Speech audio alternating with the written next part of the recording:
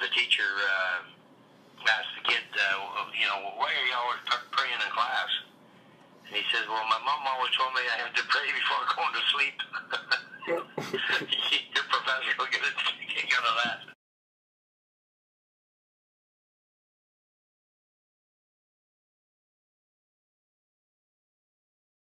Yeah, absolutely.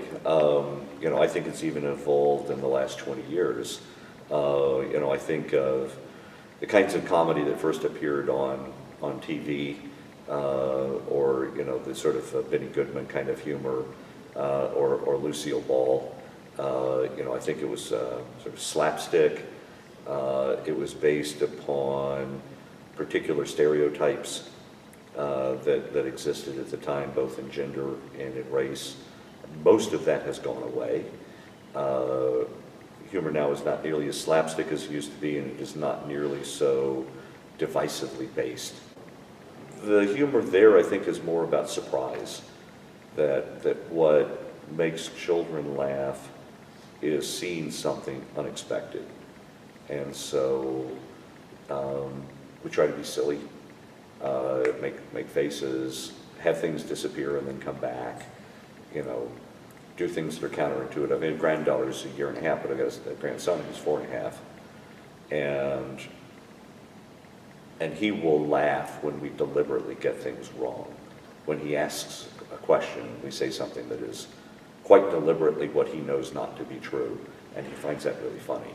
So I think the essence of humor for a lot, and that's even true for all of us, is to hear someone say something that catches us off guard and wasn't what we were expecting to come next. And it may be that we don't expect it because it violates a social norm. That's South Park, right? I mean, that's the humor of South Park. Though some people may think that the profession of medicine is very serious, more than once I've used humor as a therapeutic tool in order to help somebody cope or balance the seriousness of life. Humor has positive effects on the immune system that are well established, and in that respect, humor could be seen as a treatment in terms of decreasing disease prevention.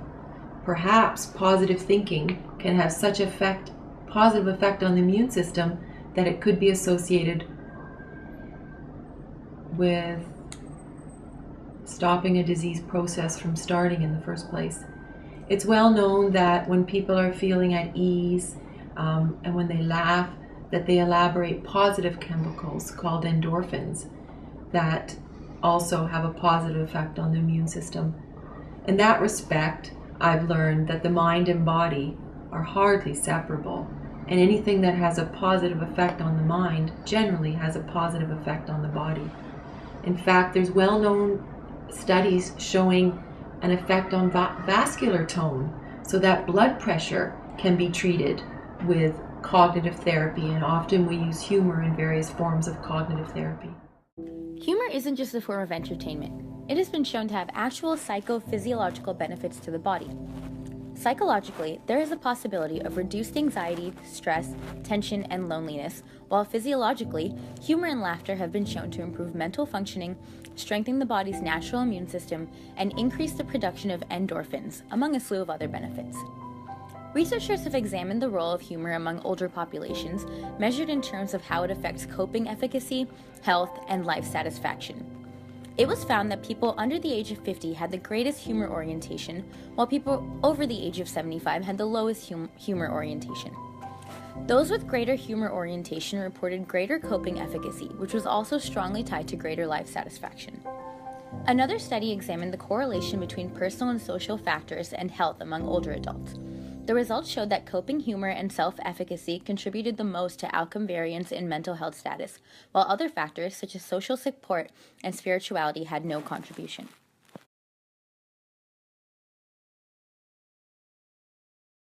Usually when I come into a room to talk to a patient, they'll make a joke, or the nursing staff will joke with them about how I'm so young and why am I there talking to them.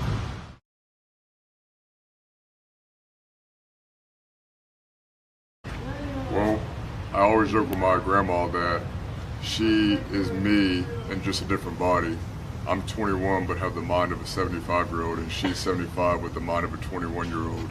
My friends probably would rather hang out with her, and she takes Jello shots while I just kind of like monitor her. So that's kind of like my funny story with my grandma. Can you jokes she makes are like jokes about like being cheap? Like, yeah, or like being stingy. It's funny because her only source of income is Social Security, so she kind of jokes about that. Mostly just like makes fun of us, I think, for the most part. She always, whenever I speak, she speaks Tamil, and whenever I speak Tamil to her, she's like, just please speak English because I can't understand you. I don't know if that's a joke. It's like kind of a joke. It's like funny. She laughs when she says it.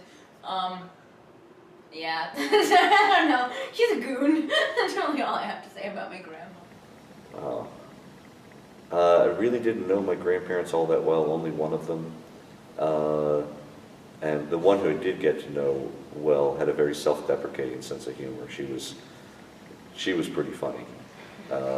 My grandfather had more or less zero sense of humor. He was a very sort of austere fellow, kind of liked it that way.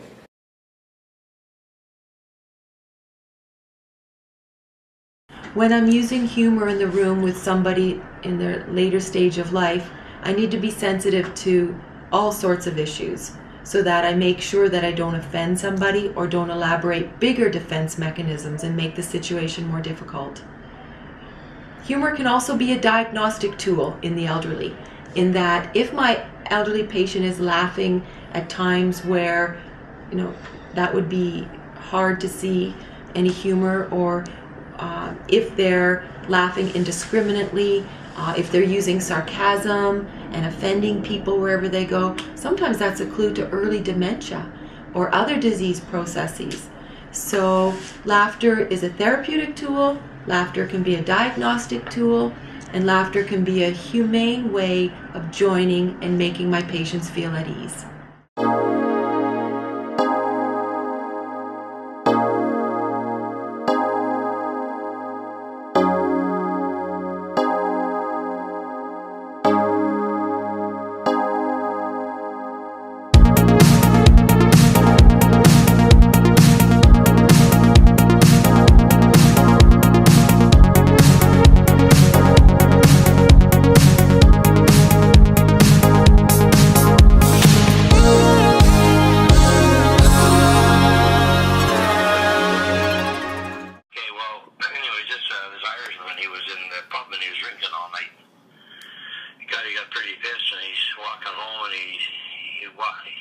Goes into the church. He walks up the step of the Catholic Church and goes in the church, and he goes in the confession booth. And he's sitting there, and of course the priest is on the other side, eh? Mm-hmm. And there's nothing happens for about 30 seconds or 40 seconds. Pretty soon the priest he gives 3 knocks on the wall like that.